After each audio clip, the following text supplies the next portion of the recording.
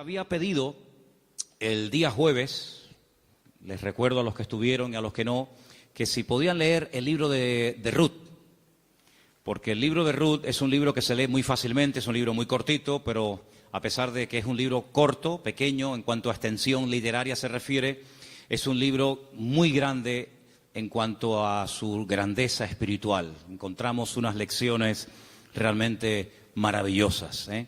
Así que en esta tarde vamos a disfrutar de la exposición de la palabra a través del libro de Ruth y vamos a orar en este momentito para pedir la bendición del Señor. Queremos, como siempre, dar la bienvenida a todos, especialmente a los que probablemente esta tarde estén por primera vez. Yo veo caras nuevas en esta tarde, espero que estén a gusto, que estén cómodos y que podamos disfrutar todos de la palabra del Señor en este momento. Padre Celestial, te damos muchas gracias por este tiempo hermoso de alabanza, de adoración que hemos tenido.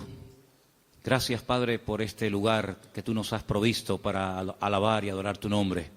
Queremos pedirte en esta tarde que bendigas, Señor, este estudio de tu palabra, que seamos buena tierra donde pueda ser sembrada tu bendita y poderosa palabra. Quita todo obstáculo, todo impedimento, abre nuestra mente, nuestro corazón, nuestro oído espiritual, para que podamos aprender y descubrir las maravillas de tu palabra, Señor. Ponemos delante de ti, pedimos tu bendición, que todo cuanto aquí se haga y se diga sea para tu gloria y tu honra.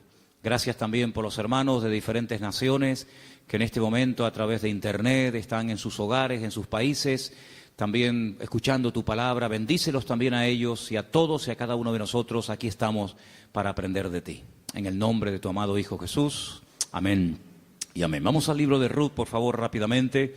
Ya se han leído unos versículos en esta tarde. Para los que han leído el libro, saben perfectamente que es un libro que está a continuación de la historia de los jueces, lo cual no significa que ya la historia de los jueces pasó al pasado, a la historia, y comienza una etapa nueva, sino que la historia de la familia de Elimelech y su esposa, Noemí, y de sus hijos, se lleva a cabo durante el período de los jueces. La mayoría de los comentaristas dicen que pudo ser, por lo que a continuación les voy a leer, que lo que le ocurrió a Elimelech y a Noemí y a su familia fue probablemente durante el tiempo de Gedeón, el juez llamado Gedeón.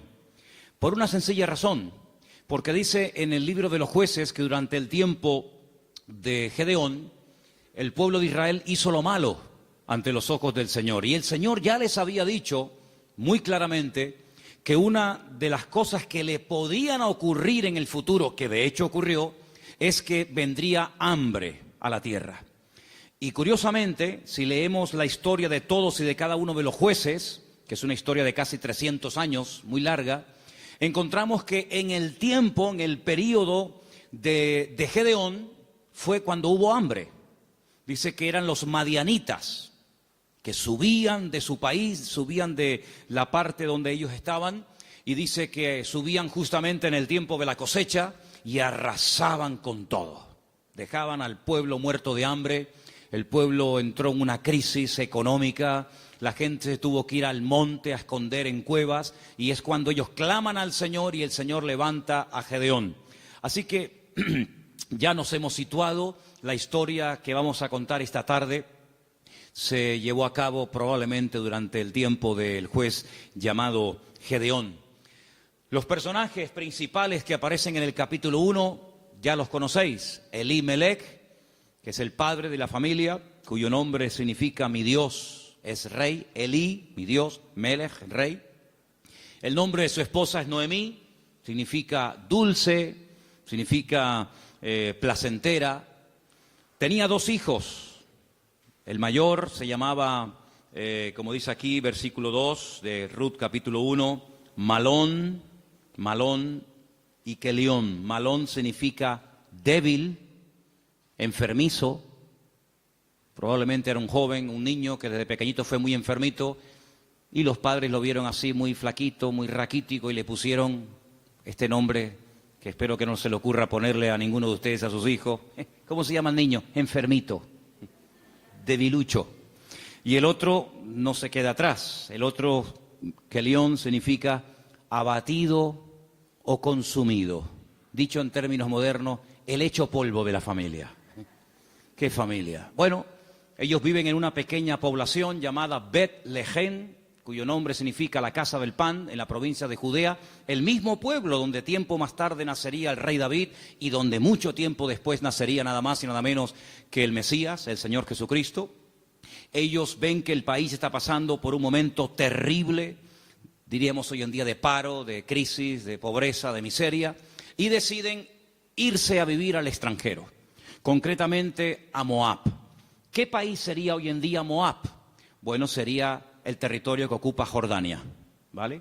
Hay muchos lugares desde Israel, estando uno viajando por la carretera de Israel, que lo que separa a Jordania de Israel es simplemente la frontera natural del río Jordán y la frontera natural del Mar Muerto. Si tú estás en Israel y ves perfectamente Jordania enfrente de ti. Bueno, pues a ese país llamado Moab, en aquel momento, es donde Elimelech dice, bueno, vámonos de aquí porque aquí nos vamos a morir de hambre, no hay trabajo, no, hay hambre, hay escasez, y se van a vivir a Moab. Los moabitas, como ustedes saben, es para situarnos un poquito, los moabitas eran descendientes de una de las hijas de Lot. Ustedes se acuerdan que cuando Sodoma y Gomorra fue destruida, las hijas de Lot pensaban que el único hombre que quedó vivo de toda la tierra era su padre. Y entonces ellas deciden emborrachar a su padre, mantienen relaciones con él, y de esa manera pues la raza humana no se extinguiría. Y entonces una queda embarazada, la mayor, su hijo lo llaman Moab, de ahí vienen todos los moabitas, todos los que son hoy en día de Jordania, y también los amonitas, la otra hija. Eran idólatras, el dios principal que se adoraba en Moab era Quemos, una idolatría terrible, y a ese lugar, simplemente porque hay trabajo, y simplemente porque hay comida, sin importarle el ambiente espiritual donde va a meter a su familia, allí se va Elimelech, el aventurero, y claro, con el paso del tiempo, lo que pareció o empezó muy bonito, termina en una auténtica tragedia. La Biblia nos enseña que el padre muere, Elimelech muere, no sabemos de qué, Noemí quedó viuda, pero tenía 2 hijos. Y los hijos eran los responsables de cuidar de sus padres cuando estos eran mayores o quedaban viudos. Pero con tan mala suerte, dirían algunos, que sus 2 hijos, da a entender el texto que murieron los 2 en el mismo tiempo, el mayor y el menor. Los judíos entienden que esto fue una especie de castigo o de consecuencia de haber depositado su confianza en los campos de Moab en vez de en el Dios vivo. Y es que yo creo que problemas vamos a tener siempre durante toda la vida. Ahí no está la cuestión. La pregunta es, ¿cómo vamos a reaccionar los creyentes cuando tengamos problemas? Porque como reacciona la gente del mundo, ya lo sabemos. Pero ¿cómo debe de reaccionar un hijo, una hija de Dios, una familia cristiana, creyente en el Señor, cuando vienen tiempos difíciles? De paro, de enfermedad, de muerte, de separaciones de los padres o problemas económicos. ¿Cómo vamos a reaccionar ante la adversidad? Bueno, no se le ocurrió otra cosa a Elimelech que decir, vámonos de aquí y nos vamos a Moab y empezamos de cero. Bueno, esos eran sus planes, pero dice la Biblia que a veces nuestros pensamientos no son los pensamientos de Dios. Y allí, de la noche a la mañana, hermanos, aquello que empezó tan bonito, terminó siendo una auténtica tragedia. 3 viudas. Orfa, la que se casó con uno de los hijos de Elimelech y Noemí. Ruth, la otra que se casó con otro hijo. Y también Noemí. 3 mujeres solas ante el peligro. En aquella época no había pagas, ni había ayudas del gobierno, ni del Estado para mujeres viudas. Ya el Señor en su palabra, como vamos a ver en esta tarde, había organizado un sistema para ayudar a los más necesitados, a los colectivos más desfavorecidos, como eran las viudas, los huérfanos, también, como no, los extranjeros. Vamos a verlo dentro de un momento. Pero Noemí decide regresar. Ahora, si ustedes han leído detenidamente el libro, se van a dar cuenta que lo más probable es que las propiedades, sobre todo las tierras que eran en su día de Elimelec, él las tuvo que vender o hipotecar para poder marcharse con su familia al extranjero. Eso es algo que ha hecho muchísima gente que han venido de otras naciones. Tal vez en esta tarde hay alguien aquí entre nosotros que dice, pues eso es lo que yo he tenido que hacer. He tenido que hipotecar mi casa o pedir un préstamo a un banco o vender un terreno que yo tenía en Bolivia, en Argentina, en Ecuador, en Brasil o donde fuera para poder venir a España, a Europa y empezar una vida nueva. Evidentemente eso lo tuvieron que hacer ellas, porque después vamos a ver que efectivamente eso fue lo que pasó. Así que ya no tienen propiedades, ya no tiene marido, ya no tiene hijos y ahora no solamente está viuda, sino que ahora ya tiene unos cuantos años encima. Y el presente y el futuro es realmente terrible, terrible. Las dos nueras le dicen, no te preocupes, nosotras vamos a ir contigo, te vamos a apoyar, te vamos a sustentar. Pero hay un momento en el que Noemí se vuelve y les dice las siguientes palabras. Estamos en Ruth capítulo 1. Noemí le dice en el versículo 8 a sus dos nueras, andad, volveos cada uno a la casa de su madre. Que el Señor haga con vosotros misericordia, como la habéis hecho con los muertos, sí, con vuestros maridos y conmigo. Que el Señor os conceda hallar descanso, cada uno en la casa de su marido. Luego las besó y ellas alzaron la voz y lloraron. Realmente la tristeza, el desánimo, la depresión, la angustia, el miedo, se había apoderado de estas tres pobres mujeres. Y ellas le dijeron, versículo 10, ciertamente nosotras, fijaros tan plural, nosotras iremos contigo a tu pueblo. Verso 11, Noemí les respondió y les dijo, volveos, hijas mías, ¿para qué habéis de ir conmigo? ¿Tengo yo más hijos en el vientre que puedan ser vuestros maridos? Volveos, hijas mías, e idos, porque yo ya soy vieja para tener marido. Y aunque dijese, esperanza tengo, y esta noche estuviese con marido, y aún diese a luz hijos, ¿habíais vosotras de esperarlos hasta que fuesen grandes? ¿Habéis de quedaros sin casar por amor a ellos? No, hijas mías, que mayor amargura tengo yo que vosotras, pues la mano del Señor ha salido contra mí. Ellas alzaron su voz otra vez, lloraron, y Orfa besó a su suegra, mas Ruth se quedó con ellas. Ay, amigo, ya se produce una ruptura. Ya no son las tres las que están como una piña. Al fin y al cabo las tres tienen un denominador común. Son viudas, tan solas en la vida. Sino que ahora dice la Biblia que una de ellas, Orfa, cuyo nombre significa terca o testaruda, toma una decisión. Y entonces la decisión que toma es volver a la casa de su familia. Noemí le dijo, he aquí tu cuñada se ha vuelto a tu pueblo y a sus dioses, vuélvete tú tras ella. A mí me llama la atención que la Biblia destaca no solamente el hecho de que ella vuelve a su familia, lo cual en cierto sentido es lógico, ¿verdad? Y normal, sino que añade algo que es muy significativo. Dice, ella se ha vuelto a su casa, a la familia de sus padres y a sus dioses. Yo dije al principio en la introducción que en Moab no se adoraba al Dios de Abraham, de Isaac y de Jacob. No era al Dios vivo al que se adoraba. Eran idólatras. Adoraban como Dios principal a Quemos, seguramente a otros más, a Baal, a Astarot, y sabe Dios a quién más. Por lo tanto, cuando ella se va a la casa de su familia, vuelve otra vez a practicar y adorar los dioses que probablemente, no tenemos 100% de seguridad para asegurar esto, ella había dejado de adorar durante el tiempo que estuvo casada con uno de los hijos de Noemí. Ella vuelve otra vez atrás y vuelve otra vez, permítame la expresión, es una expresión bíblica, vuelve otra vez al vómito.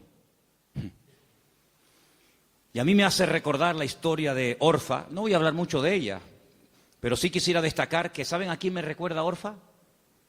Cuando estaba preparando todo esto para el día de hoy compartir con ustedes, me venía a la cabeza el joven rico. ¿Os acordáis de la historia del joven rico? Un chico aparentemente que quería saber la verdad, que quería crecer, que quería respuestas a sus preguntas y a sus dudas. Y cuando el mismísimo Señor Jesucristo le dice, tú has hecho esto y esto y esto y esto, y está muy bien. Pero yo observo, yo noto que a ti te hace falta una cosa en la vida. Y te voy a decir qué es lo que a ti te hace falta. Y se lo dice, y dice que se puso muy triste y dio media vuelta y se marchó, y ahí acaba la historia del joven rico. A pesar de que el Señor le dijo algo tremendo, ven conmigo, pero él no estuvo dispuesto a pagar el precio. Viendo Noemí que una de sus nueras se ha vuelto atrás a sus dioses, a su antigua vida, le dice a la otra que le queda, a Ruth, versículo 15, he aquí tu cuñada se ha vuelto a su pueblo y a sus dioses, vuelve tú tras ella. Y ahora viene una de las declaraciones más hermosas de toda la Biblia. Versículos que mucha gente sabe de memoria, porque son una declaración muy profunda de lo convencida que estaba, de lo dispuesta que estaba Ruth de no dar marcha atrás. Los leo, versículos 16 y 17. Ruth le dice, no me ruegues que te deje y me aparte de ti, porque a donde quiera que tú fueres, iré yo. Donde quiera que vivieres, viviré. Tu pueblo será mi pueblo, y tu Dios será mi Dios. Donde tú murieres, moriré yo, y allí seré sepultada. Así me haga el Señor y aún me añada, que solo la muerte hará separación entre nosotras dos. ¿Cuántos dicen amén? Y allí se van estas dos mujeres. Claro, lógicamente Noemí es mucho más mayor que Ruth, pero allí emprende una aventura rumbo a lo desconocido. Se va Ruth a un país que no conoce, solamente de oídas, donde las costumbres, la religión, por decirlo de alguna manera, las leyes son completamente diferentes a la cultura, al país en el cual ella ha vivido durante toda su vida. Pero allí se va dispuesta a adorar al Dios de Noemí.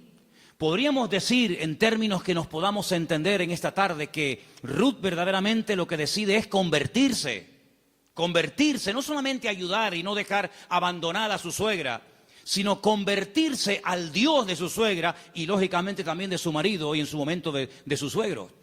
Tu pueblo será mi pueblo, tu Dios será mi Dios. El Dios monoteísta, el Dios que no acepta que se adore a otros dioses aparte de Él, sino que, como dice en su palabra, al Señor tu Dios adorarás y a Él solo servirás. ¿Cuántos dicen amén? Allí se va Ruth rumbo a lo desconocido. Y saben, hermanos, hay un capítulo en la Biblia, que es el famoso capítulo de la mujer virtuosa de Proverbios, que si no me equivoco creo que es el capítulo 31, el último capítulo del libro de Proverbios, que se llama La mujer virtuosa, Eshet Hayil. Y Ruth es la única mujer en todo el Antiguo Testamento que recibe el título de Eshet Hayil, que significa mujer virtuosa.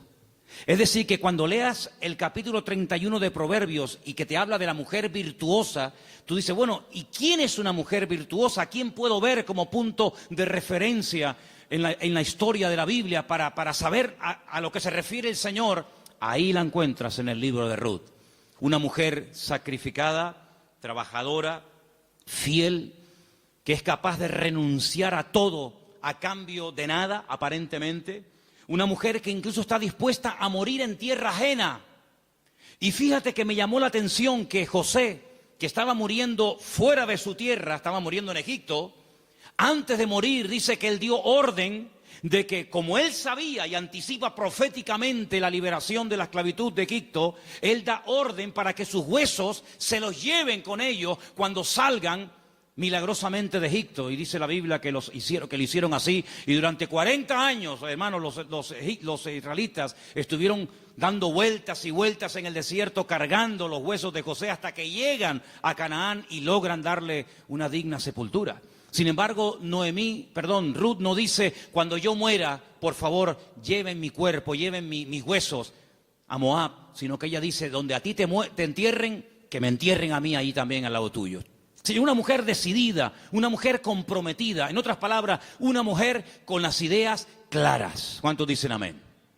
¿Cómo vamos a reaccionar frente a la adversidad? Porque si huyeron de Israel, de Betlehem, huyeron a Moab para buscar una mejor vida, ahora la tortilla se ha dado la vuelta. Ahora cuando regresan, ya sin marido y sin hijo, y con unos cuantos años encima, sola, viuda y sin recursos, hipotecada hasta las cejas y con otra nuera que la acompaña, pues no piensen ustedes que el retorno fue mejor que la ida. Es más, dice la Biblia que cuando las vieron entrar por el pueblo de Betlehem, toda la ciudad se echó a la calle diciendo, madre mía, podríamos utilizar el refrán popular nuestro que dice, ¿quién te ha visto y quién te ve?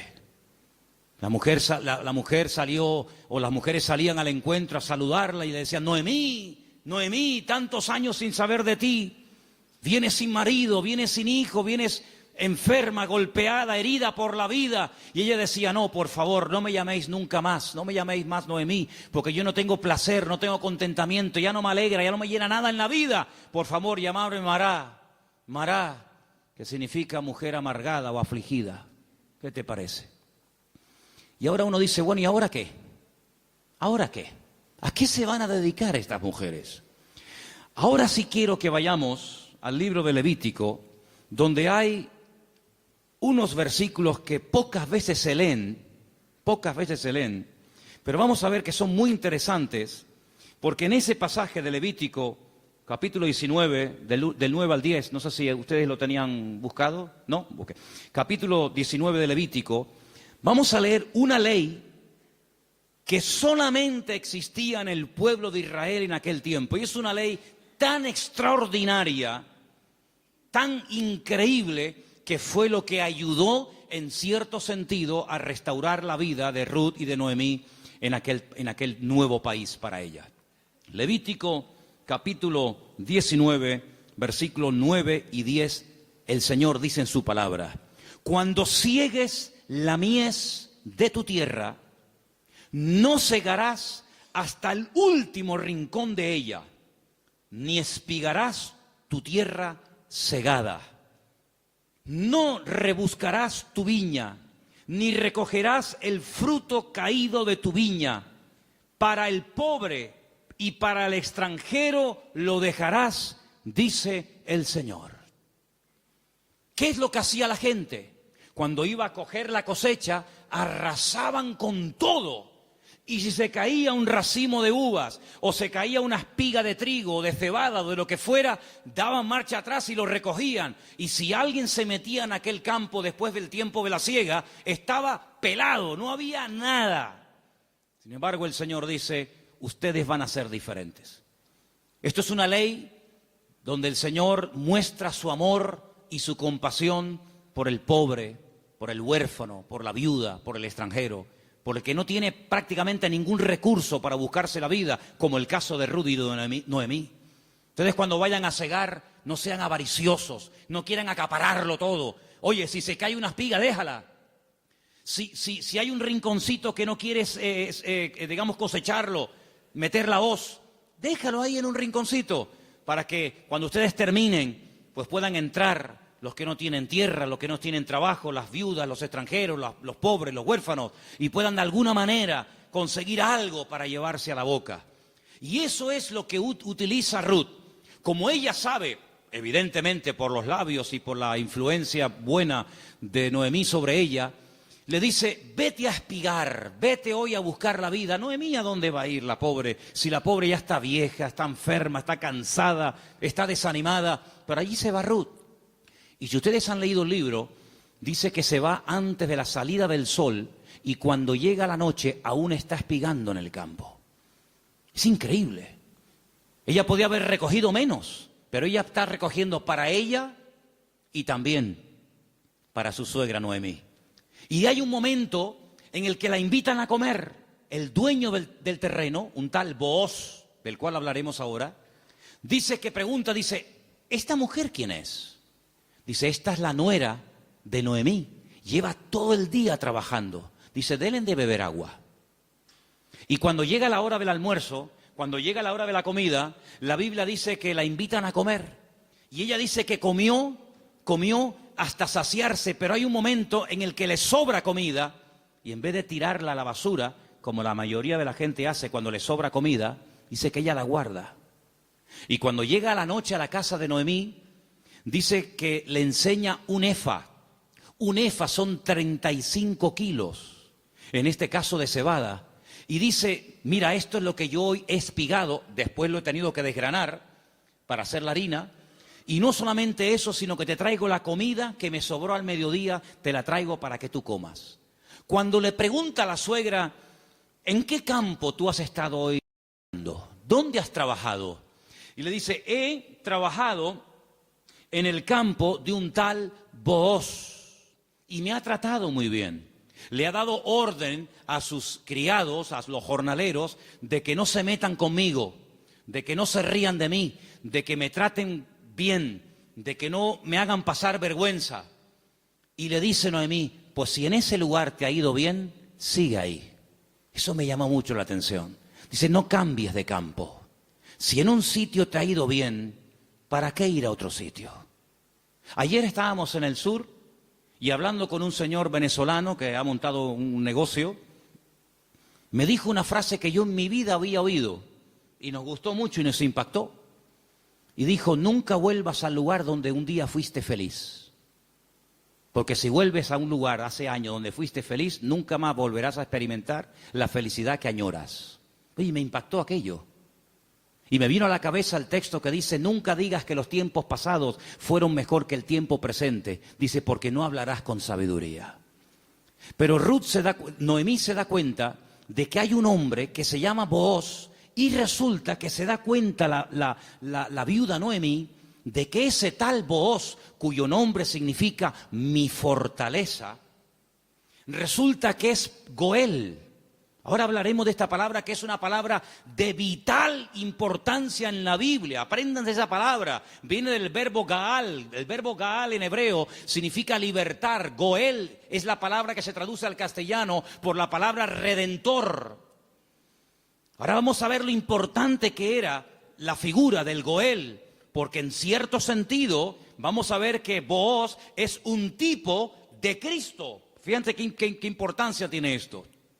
Resulta que había una ley, que vamos a leerla, hemos leído la ley de la siembra, de dejar trozos para los pobres, para las viudas, pero en Deuteronomio capítulo 25 hay una ley muy interesante que yo no sé, si la tuviéramos que poner en práctica nosotros hoy en día, si estaríamos dispuestos a cumplir con esto. Yo no sé, pero es muy interesante, no sé si alguna vez la has escuchado. Dice así, Deuteronomio capítulo 25, del versículo 5 en adelante. Dice así la palabra, escucha. Cuando hermanos, varones,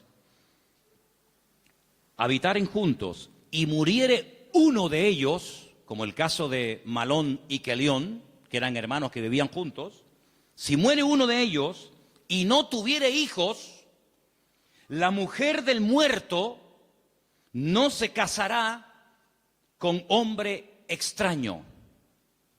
Su cuñado se llegará a ella y la tomará por mujer y hará con ella parentesco. Y el primogénito que ella diere a luz sucederá en el nombre de su hermano muerto, para que el nombre de éste no sea borrado de Israel. ¿Entendéis, no? Si el hombre no quisiere tomar a su cuñada, irá entonces su cuñada a la puerta, a los ancianos, y dirá, mi cuñado no quiere suscitar nombre en Israel a su hermano, y no quiere emparentar conmigo.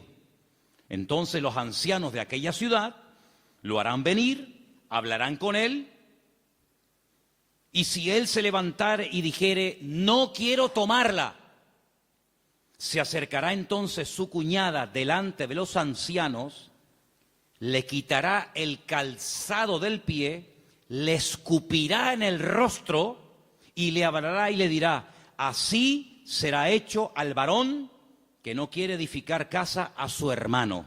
Y se le dará este nombre en Israel, la casa del descalzado. Qué ley tan extraña, ¿no?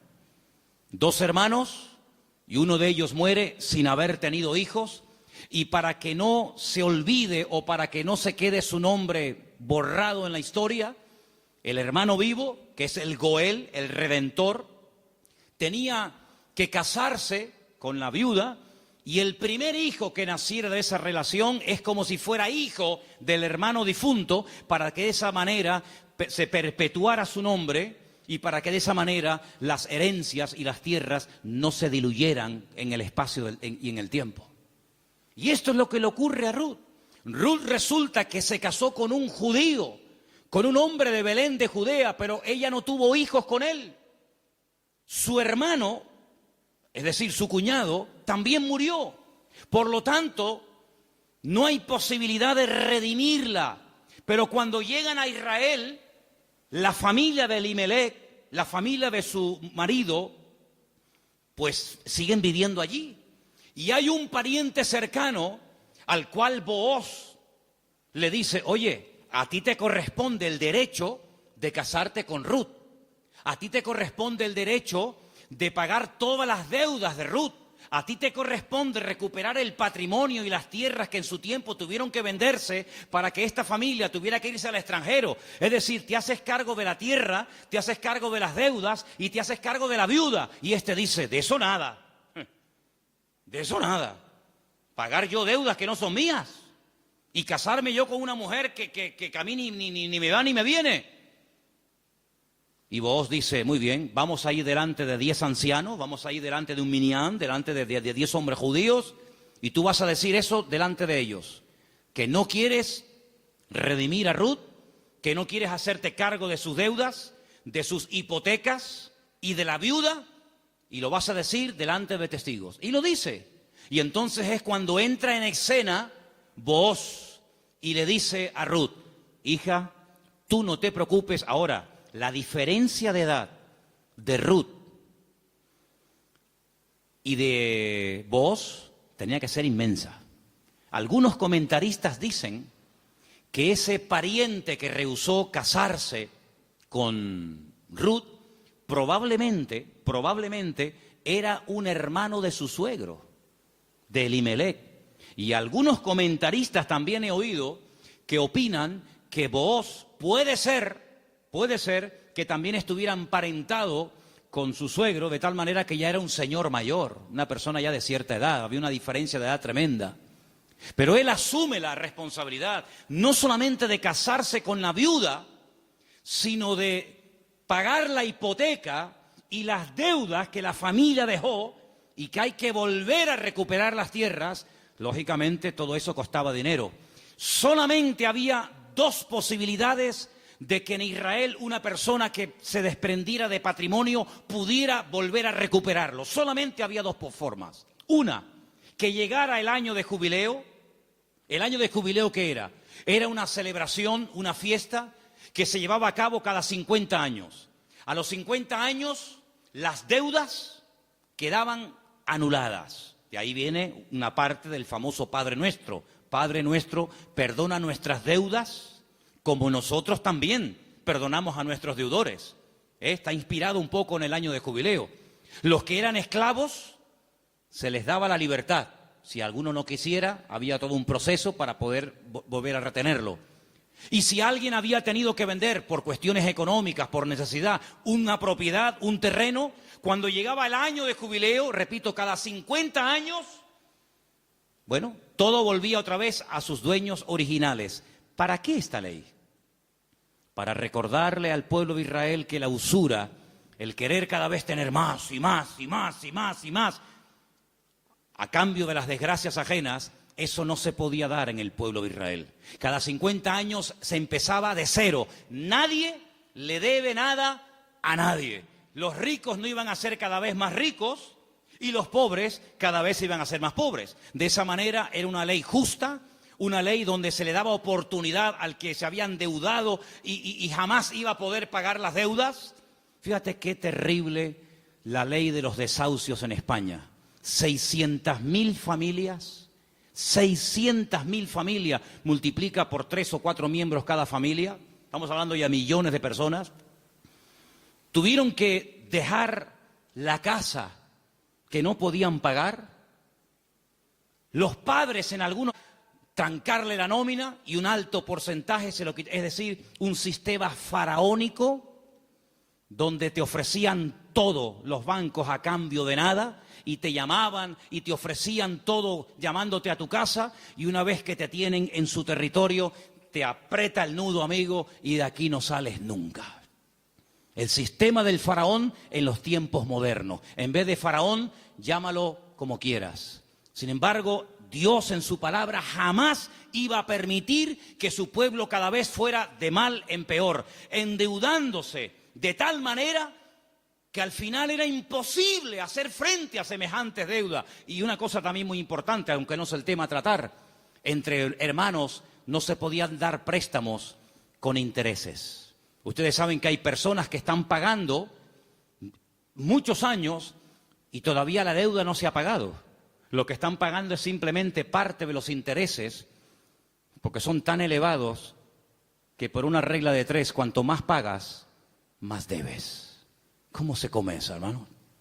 Así que la única forma de recuperar una tierra que se había vendido era llegar al año de jubileo. Pero ¿quién le aseguraba al que había vendido una propiedad, ponte que tuviera 40 o 50 años, que iba a durar otros 50 años para recuperar la tierra? Era prácticamente imposible, impensable. Pero luego había otra forma. Era otra forma. Pero claro, ahí había que tener mucho amor y mucha compasión. Y era decir, no es mi deuda, entre comillas, no es mi problema, pero yo voy a redimirte, yo voy a ser tu Goel, yo voy a asumir cuánto debes. Pues mira, tuve que vender la casa, tuve que hipotecarla, tuve que vender el terreno, tuve que hipotecar los animales. En algunos casos tuve que vender a mis hijos como esclavos a trabajar a jornal durante un tiempo. Yo me hago cargo de todas tus deudas y encima me caso contigo, levantamos descendencia y empezamos una vida nueva. ¿Cuántos dicen amén? Bueno, hermano, eso fue lo que hizo el Señor Jesucristo por todos y cada uno de nosotros, ¿sí o no? Cuando vinimos al Señor, la inmensa mayoría de los que estamos aquí y muchos de nosotros, ¿cómo vinimos al Señor? ¿En nuestro mejor momento? Yo pienso que la mayoría de los que nos hemos convertido al Señor, cuando vinimos a los pies de Cristo, vinimos en nuestro peor momento. Algunos desanimados, otros enfermos, otros enganchados, otros esclavos de no sé qué y de no sé cuánto. Pero el Señor Jesucristo dijo, a ver, ustedes tienen una deuda tremenda. Y una deuda no con un banco, no con una financiera. Ustedes tienen una deuda conmigo. Y es una deuda que no se puede pagar con trabajo, ni con dinero, ni con lágrimas, ni con sudor. Es una deuda que solamente se puede pagar con sangre. Pero no cualquier sangre, sino con la sangre preciosa de Jesucristo. Y vuestra miseria, vuestra hipoteca, vuestra crisis material y espiritual, yo me hago cargo de ella.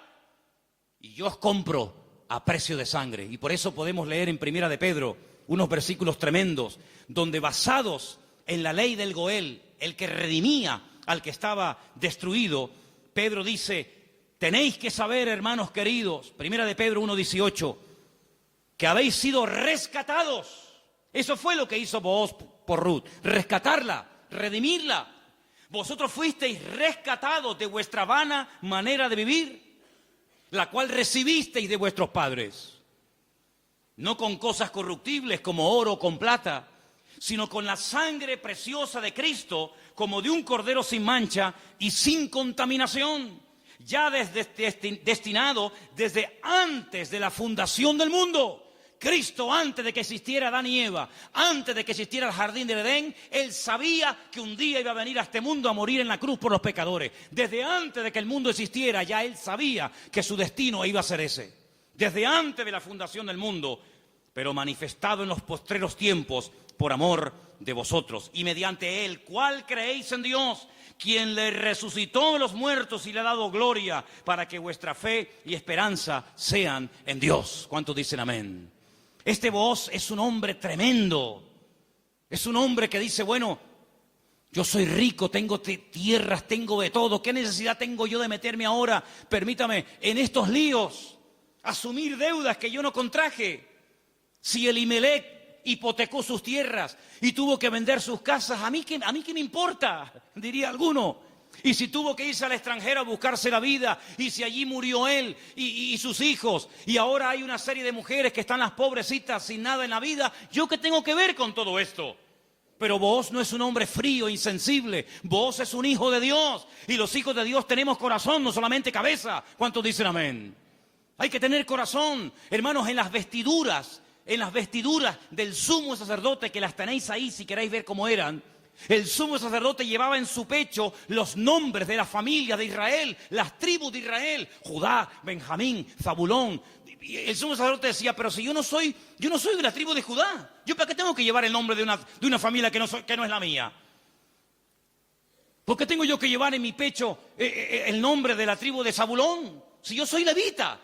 Pero es que el Señor le enseñó al pueblo de Israel a través del sumo sacerdote que para servir a Dios y para creer en el Señor y hacer su voluntad, uno tiene que tener corazón. ¿Cuántos dicen amén? Hay tanta insensibilidad, hermano, incluso en el pueblo de Dios. Sí, dicen que España es un país muy solidario, el país de más donaciones de órganos del mundo. Sí, está muy bonito. Pero hermanos, el mundo no nos tiene que dar ejemplos a nosotros, ni lecciones de solidaridad y de amor, sino que somos nosotros los que deberíamos ser la gente más solidaria y los que más apoyamos al necesitado del mundo, porque para eso el Señor nos ha puesto en esta tierra.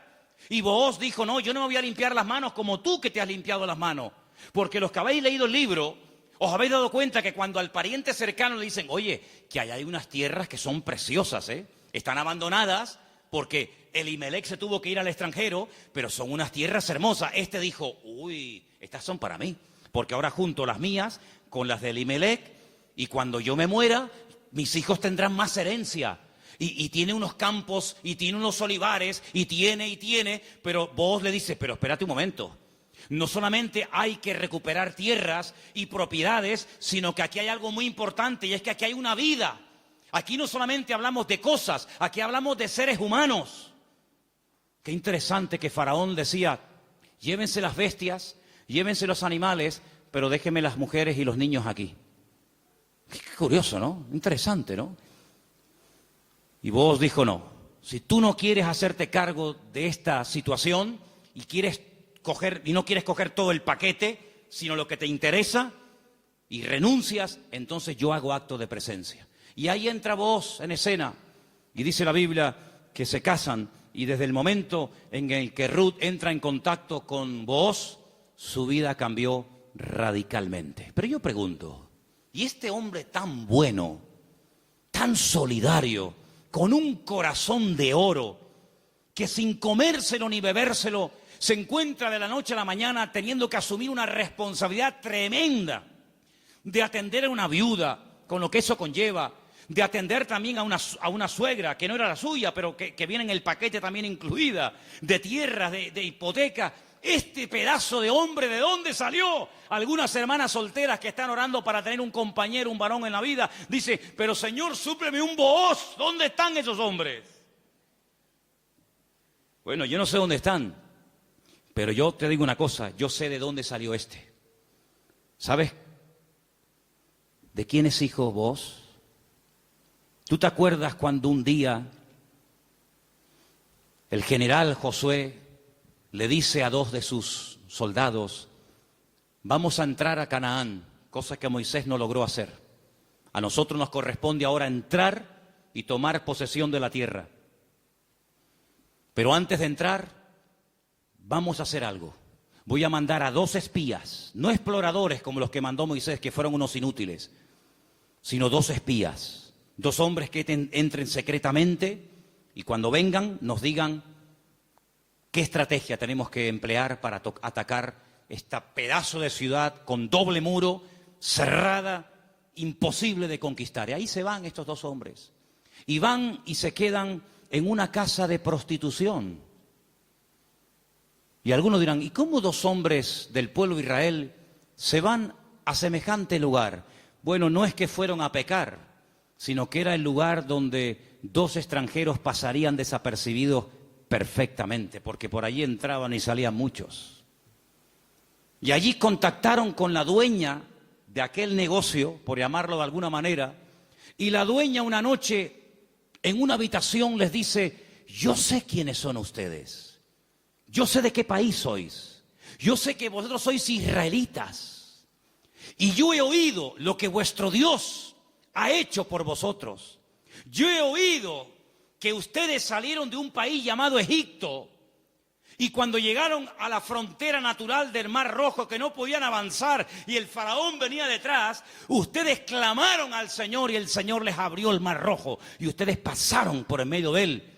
Y cuando el faraón intentó meterse, el Señor cerró las aguas y murieron los ejércitos del faraón. Y ustedes entraron por el desierto y hemos oído lo que el Señor ha hecho por vosotros. Y por eso la ciudad está muerta de miedo y ha desfallecido nuestro corazón. Yo suplico, yo ruego por amor de vuestro Dios, que cuando entréis y toméis posesión de la tierra, porque sabemos, y dice así, sabemos que Jericó va a ser tomada y conquistada por vosotros, que tengáis misericordia de mí y de mi familia. Y estos hombres se quedan sorprendidos porque esta mujer está contando las noticias de hace 40 años. ¿Tú te acuerdas de lo que leíste en el periódico hace 40 años? Bueno, algunos dirán, pero si yo no tengo más que 25. ¿Pero alguien se acuerda aquí de lo que leyó en un periódico hace 40 años? Ella lo tenía fresco en su mente. Vienen a por nosotros, nuestros días están contados. Esta tierra no nos pertenece. Vienen los hijos de Dios. Viene el Dios de Abraham, de Isaac y de Jacob. Tengo que tomar medidas preventivas. Tengo que salvar mi vida y la de mi familia. Y los espías le dicen, vamos a hacer algo. Si tú no te chivas, si tú no dices que hemos estado aquí, si tú no vas ahora con el cuento al capitán de la guardia o al rey de Jericó, sino que tú mantienes el secreto. Y el día que nosotros entremos en la ciudad, tú estás dentro de la casa con toda la familia que quiere ser salva, nosotros te protegeremos a ti y a toda tu familia. Y como va a ser esto algo tremendo, porque aquí va a haber una conmoción, un terremoto, esto va a ser un cataclismo terrible, y una ciudad tan enorme, para saber diferenciarla de tantas casas, coge este trapo de color rojo, lo amarras ahí por fuera de la ventana. Yo le diré a los soldados cuando entren a tomar posesión de Jericó, que donde hay un trapo rojo colgado ahí en la ventana, ahí no entren, que esa es la casa de Rahab, la ramera.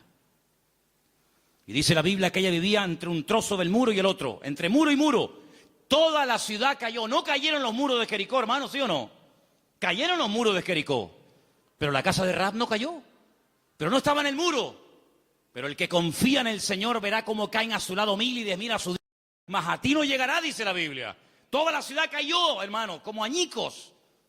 Pero la casa de Rahab se quedó ahí. Y ella se va a vivir con su familia al pueblo de Israel. Y se casa, dice la tradición, con uno de aquellos espías que se llamaba Salmón. No es que se casó con un pescado. Se casó con un señor que se llamaba Salmón.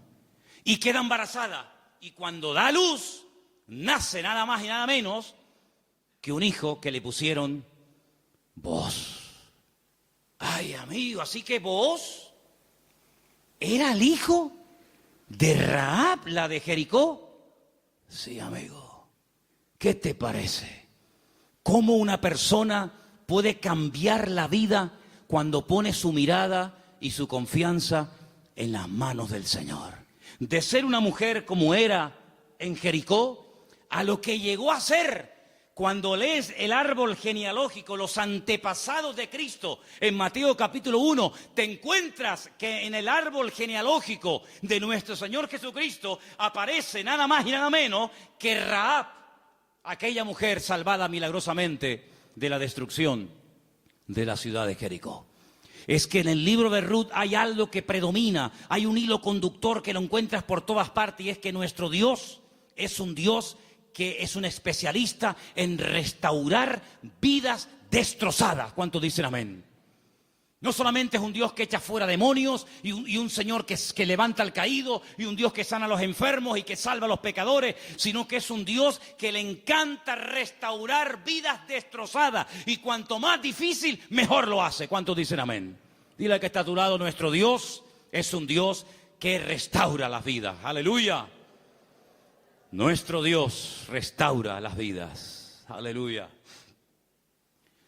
Vos, el Goel, el Redentor, asume sus responsabilidades, sabe que el primer hijo va a ser considerado no como suyo, sino como hijo del difunto, del marido de Ruth, pero no le importa, porque él no se quiere llevar la gloria en ningún momento, sino que él quiere hacer la voluntad del Señor, aunque el precio a pagar sea ese. Y por querer preservar el nombre, la memoria, el recuerdo del primer marido de Ruth, este hombre pasa a la historia por ser un gran hombre de Dios. ¿Te das cuenta? Lo que uno siembra es lo que uno cosecha. ¿Cuántos dicen amén? Ahora, no solamente el Goel, el Redentor, era el responsable de pagar las deudas del difunto y recuperar las tierras y casarse con la viuda, sino que hay un elemento que quiero mencionarlo de pasada, no aparece en el libro de Ruth, pero lo quiero comentar, y es que era el responsable de vengar la sangre, era el vengador de la sangre. Es decir, si por ejemplo al marido de Ruth lo hubieran matado, en vez de morir de una enfermedad, como aparentemente parece que murió, lo hubieran matado, Booz tenía la obligación de vengar la sangre del marido de Ruth. Era el que vengaba la sangre derramada inocentemente por cualquier persona. Pero eso no lo quiero tocar, pero también entra dentro de la responsabilidad del Goel. Ahora, hay 3 versículos que vamos a leer en esta tarde que son muy bonitos y muy interesantes, y por favor presten atención. Salmo 119, 154. Defiende mi causa y redímeme, vivifícame con tu palabra. Vuélvelo a leer otra vez, por favor. Defiende mi causa y redímeme, vivifícame con tu palabra. La figura del Redentor, la figura del Goel, estaba tan impregnada en la cultura judía, en la cultura bíblica, que los salmistas, los que escriben salmos y otras porciones de la Biblia, conociendo la importancia de este personaje tan trascendental para poder restaurar vidas destruidas, se inspiran en esa figura, y entonces el salmista, que seguramente es el autor del Salmo 119, el rey David, dice: redímeme, sé tú mi Goel. Fíjate qué importante era la figura del Goel en aquellos tiempos. Proverbios 23:11, por favor. Porque el defensor de ellos es el fuerte, el cual juzgará la causa de ellos contra ti. Ahí está, el Señor haciendo las veces del fuerte, del protector, del que cuida, del que redime, del que ayuda a levantar al que ha tropezado y caído. Realmente es algo realmente extraordinario. Y el último texto, Isaías 41:14. No temas, gusano de Jacob, oh vosotros los pocos de Israel, yo soy tu socorro, dice Jehová, el Santo de Israel es tu Redentor. Amén. El Santo de Israel es tu Goel, es tu Redentor. Él es el que se va a encargar. Ahora, hermano, déjeme que les diga algo. El Goel, el Redentor, ¿de qué se hacía cargo? ¿Solamente de la viuda? ¿Solamente de las deudas? Se hacía cargo de todo. El primero renunció porque quería parte de la tierra, pero no quería asumir la responsabilidad de casarse con la viuda. Booz dice: no, todo o nada. Las deudas, las hipotecas, lo que se perdió, y también de la viuda. Y hermanos, el Señor Jesucristo, cuando ha venido a nuestra vida, ¿de qué se ha hecho cargo? ¿De perdonar solamente nuestros pecados? Bueno, gloria a Dios, si solamente hubiera hecho eso el Señor, perdonar nuestros pecados y prometernos la vida eterna, bueno, gloria a Dios. Pero es que hay mucho más que eso. Es que con la salvación, con la conversión, no solamente va incluido el perdón de mis pecados, sino la protección física y espiritual de mi vida. Y Él ha prometido suplir todas mis necesidades. ¿Por qué? Porque es mi Redentor, porque es mi Goel. ¿Quién iba ahora a darle comida y vestido y atender y cuidar y mimar y amar a Ruth? Pues tú, que para eso te has casado con ella, el Goel, el Redentor. Bueno, pues eso es lo que el Señor ha hecho con nosotros. En ciertos sentidos, como que se ha casado Dios con su pueblo. A su pueblo le llama su cuerpo. Ese cuerpo tiene una cabeza que es Cristo. Y Él es el que se encarga de todos y de cada uno de los detalles de nuestra vida. Entonces, yo no entiendo cuando hay creyentes que tienen una fe muy grande para una cosa y luego para otro dudan. Pero que el Señor se ha hecho cargo y ha comprado todo. Tus deudas, tus enfermedades, tus desánimos, tus miedos, tus angustias, tus complejos, tu pecado, todo lo ha comprado el Señor. Y Él va a hacer una obra total y completa en la vida de todos y de cada uno de nosotros. ¿Cuántos dicen amén? Hermanos, en el capítulo 3 del libro de Ruth, en el versículo 1, me llamó la atención leyendo. Yo estuve leyendo en hebreo todo el libro y hay palabras que aparecen que son muy, muy interesantes. Pero hay una que particularmente me llamó la atención. En el versículo 1 dice, después le dijo su suegra Noemí, hija mía, ¿no te he de buscar hogar para ti, para que te vaya bien? Es decir, Noemí dice, yo voy a hacer todo lo posible para que tú a mi lado tengas algún día tu propio hogar. Y busqué la palabra hogar en hebreo. Y la palabra que aparece en el versículo 1, aquí traducida por hogar, es la palabra manoaj. Y cuando yo veo en el texto que pone manoaj, le digo a Elena, Elena, ¿no hay un personaje en la Biblia que se llama Manoaj? Y me dice, sí. ¿Quién era Manoaj? Sí, señor. Muy bien, hermano. Era el padre de Sansón, Manoaj. Y digo, voy a buscar lo que significa Manoaj. Y resulta de que me encuentro que la palabra hogar, Manoaj, se puede traducir por descanso, tranquilidad, reposo, quietud y otros tantos sinónimos. Y me pongo a buscar versículos en la Biblia, solamente vamos a leer 2. Me pongo a buscar versículos en la Biblia donde aparece la palabra Manoaj y me quedé sorprendido, porque una de las primeras veces que aparece la palabra Manoaj, traducida aquí en el texto castellano-español por la palabra hogar, es en Génesis 8:9, y os vais a quedar sorprendidos porque tiene que ver con un pájaro, tiene que ver con un animal. ¿Lo tenéis? Génesis capítulo 8, versículo 9, y dice así. ¿Lo tienen, chicas? ¿Sí? Vamos. Y no halló la paloma donde sentar la planta de su pie, y volvió a él al arca, porque las aguas estaban aún sobre la faz de la tierra. Entonces él extendió su mano y tomándola, la hizo entrar consigo en el arca. Noé no podía consultar el parte meteorológico, no tenía ordenador dentro del arca, no tenía WhatsApp y decir, oye, por ahí donde tú vives, bueno, es que no podía decir eso, porque no había nadie con vida fuera del arca. ¿Y cómo consulto, cómo me atrevo yo a abrir la puerta del arca y si se me entra el agua adentro? Llevaba un año dentro de aquel barco, ¿salgo o no salgo? Es que antes de salir hay que tomar medidas preventivas. No te tires a la piscina si no hay agua. No, hermano, eso es fe. No, eso es locura. Eso no es fe. Usted va a la piscina y está vacía. Pero usted, hermano, el justo por la fe vivirá. Y yo le diría, descanse en paz, hermano. ¡Pum! Ahí se quedó el hermano. Uy, le falló la fe. No, le falló la cabeza. Eso no es fe. Eso es un disparate. La fe no es locura. La fe es certeza. Es convicción, no es disparate, ni locura, ni emoción, ni sentimiento. Es seguridad de que lo que voy a hacer, mi Dios me ha dicho que lo haga. Ahora, una cosa es que el Señor me diga, tírate a la piscina, pero no hay agua. Si tú me lo dices, yo me tiro. Pero si tú no me lo dices, yo no me tiro ni loco. ¿Cuántos dicen amén? Muy bien. Noé dice, la única forma de comprobar es mandando una paloma. Y dice que abrió la ventana, la única ventana que había en el arca, suelta la paloma, y dice que la paloma no halló lugar donde reposar.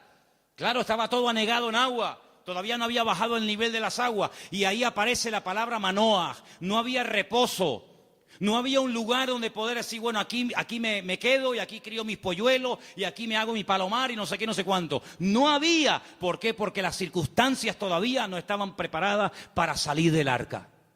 Y otro versículo muy conocido, que ustedes se lo saben de memoria, donde aparece la palabra Manoaj, es en el Salmo 23, versículo 2. Veamos si queréis el 1 y el 2. Salmo 23, 1 y 2. Que se lo saben de memoria, ¿sí o no? Que dice, vamos, dale. Jehová es mi pastor, nada me faltará. En lugares de delicados pastos me hará descansar. Junto a aguas de reposo me pastoreará. Junto a aguas de reposo. Allí donde hay calma, donde hay quietud, allí me pastoreará el Señor. Una de las características del Señor es que lo que hace el Señor trae al corazón reposo, tranquilidad, paz. ¿Cuántos dicen amén? Donde hay paz, está el Señor. Donde no hay paz, dudo mucho de que el Señor esté. El apóstol Pablo le decía a los corintios, lo que yo les he enseñado es para poner orden en la iglesia, porque esto me lo dijo el Señor que compartiera. Porque en nuestras iglesias lo que caracteriza a nuestras congregaciones es el orden. Pero si alguien quiere ser contencioso, allá él.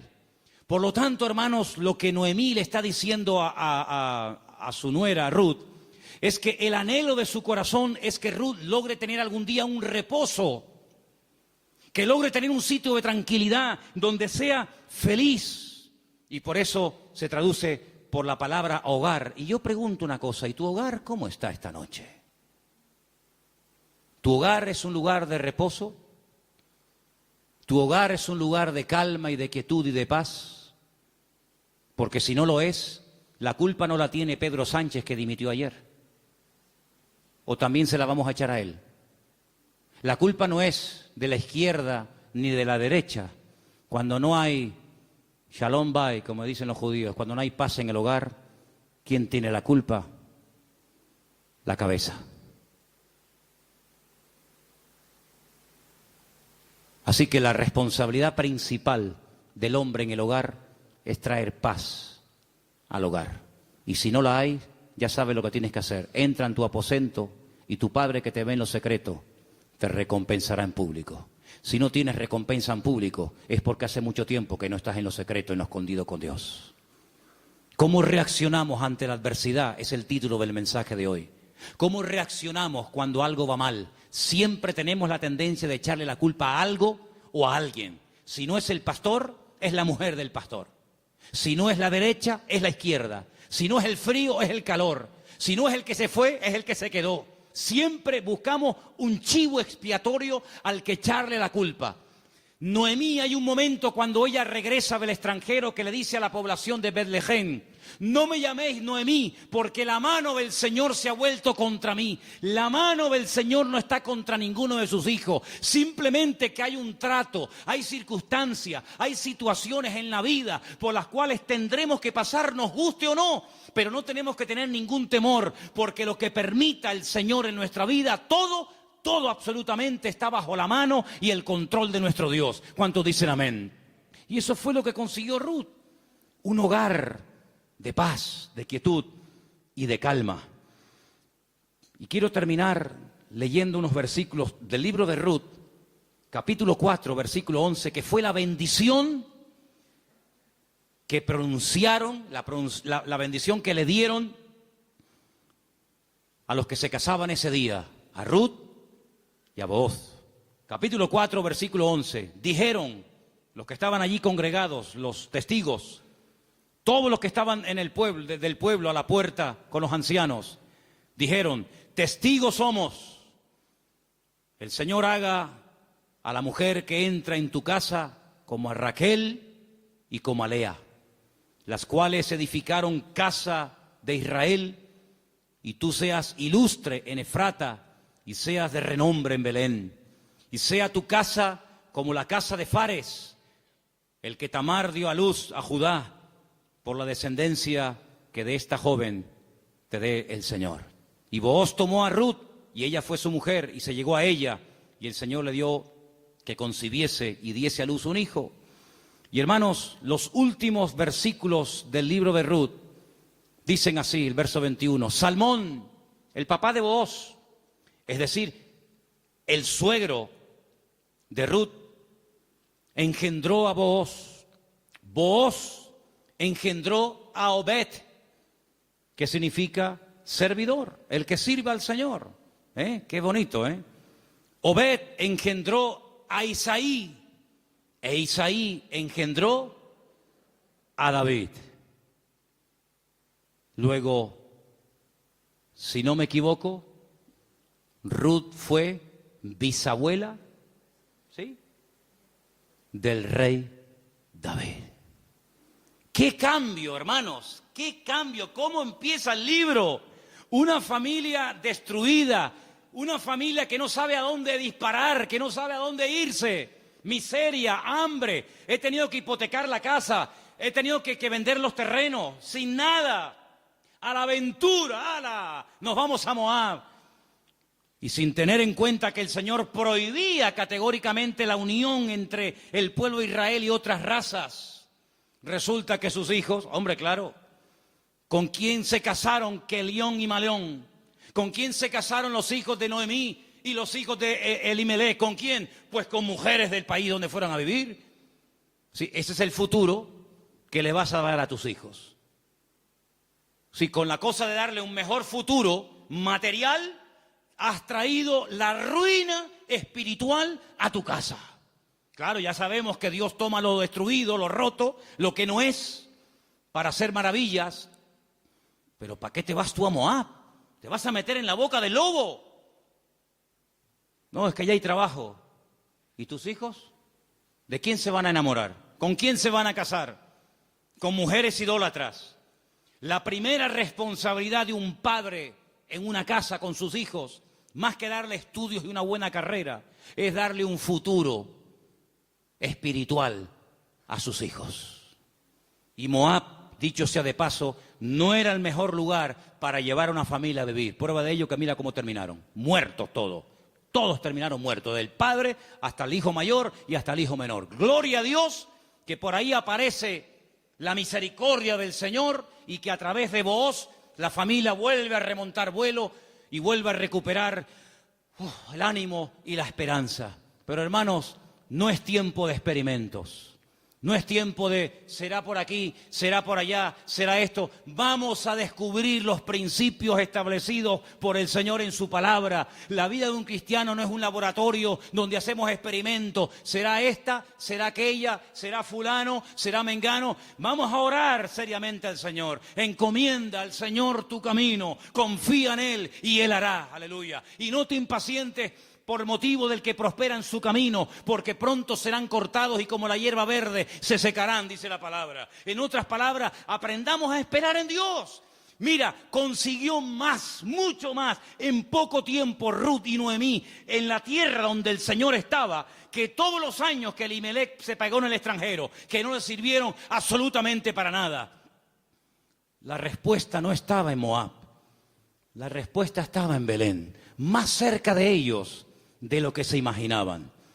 Y yo solamente quiero decirte algo. ¿De dónde viene el Señor Jesucristo? Los antepasados de Cristo, ¿quiénes son? ¿No son Obed? ¿No es Booz? ¿No es Rahab? ¿No es Ruth?